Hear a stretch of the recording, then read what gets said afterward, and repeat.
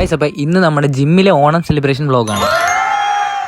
ഞാൻ ഏതാണ്ട് ഒരു 10:30 അവിടെ എത്തിയത്. അപ്പോഴേക്ക് ഓണപരിപാടികളൊക്കെ സ്റ്റാർട്ട് ചെയ്തിട്ടുണ്ടായിരുന്നു. അങ്ങനെ ബെൻസൺ സുന്ദരിയുടെ ചെവിയിലാണ് പൊട്ടുകുത്തിയത്. അങ്ങനെ ഒന്നൊന്നായിട്ട് എല്ലാവരും പരിപാടിയിലെല്ലാം പങ്കെടുത്തു. ഞാനും വെറുതെ ഒന്ന് നോക്കി, പക്ഷേ സെറ്റ് ആയില്ല എന്നുള്ളതാണ് സത്യം. അത്യാവശ്യം 80ഓളം ആൾക്കാർ പങ്കെടുത്തൊരു പരിപാടിയായിരുന്നു. അതിനുശേഷം നടന്നാണ് ലെമൺ സ്പൂൺ. ഞാൻ അതിനും വിജയകരമായി പൂർത്തിയാക്കിയായിരുന്നു. പക്ഷേ രണ്ടാമത്തെ റൗണ്ട് ആയപ്പോഴേക്കും രേഷ്മ ചേച്ചി എന്നെ സിമ്പിളായിട്ട് തോപ്പിച്ചു. ചേച്ചി അവിടെ കിടന്ന് തുള്ളി ചാടുന്നുണ്ടായിരുന്നു. അത്തത്തിന്റെ ഫൈനൽ ലുക്ക് ഇതാ ഇതൊക്കെയാണ്. അതിനുശേഷം നമ്മുടെ ജിമ്മമ്മയുടെ ബോഡി ഷോ ആയിരുന്നു. ഫ്ലെക്സ് ചെയ്യുന്നതിനുള്ള പമ്പിംഗ് ആണ് നിങ്ങൾ ഈ കാണുന്നത്. എൻ്റെ അടുത്തും പറഞ്ഞാൽ കയറി ഫ്ലെക്സ് ചെയ്യാം. പിന്നെ ഞാൻ കയറി അമ്മമാർക്ക് ഒരു കോമ്പറ്റീഷൻ ആവണ്ടല്ലോ എന്ന് വെച്ചിട്ടാണ് കയറാത്തത്.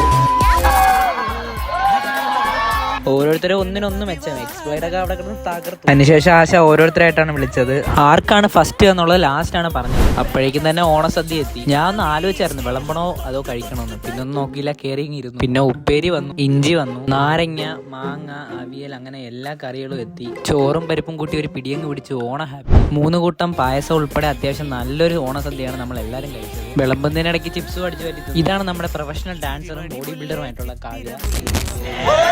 അങ്ങനെ അതെല്ലാം കഴിഞ്ഞ് വീടെത്തി. വീട്ടിൽ ഓൾറെഡി രംഗചേട്ടനും സൂര്യചേട്ടനും എത്തിയായിരുന്നു. വേറൊന്നും അല്ല, ആറ്റിങ്ങൽ കരാട്ടെ ടീമിന്റെ ഓണ സെലിബ്രേഷൻ പ്രിപ്പറേഷൻ ഒക്കെയാണ്. അപ്പൊ ഇന്ന് ഇത്രേ ഉള്ളൂ. ഇനി അടുത്ത വ്ളോഗിൽ കാണാം. Okay, by.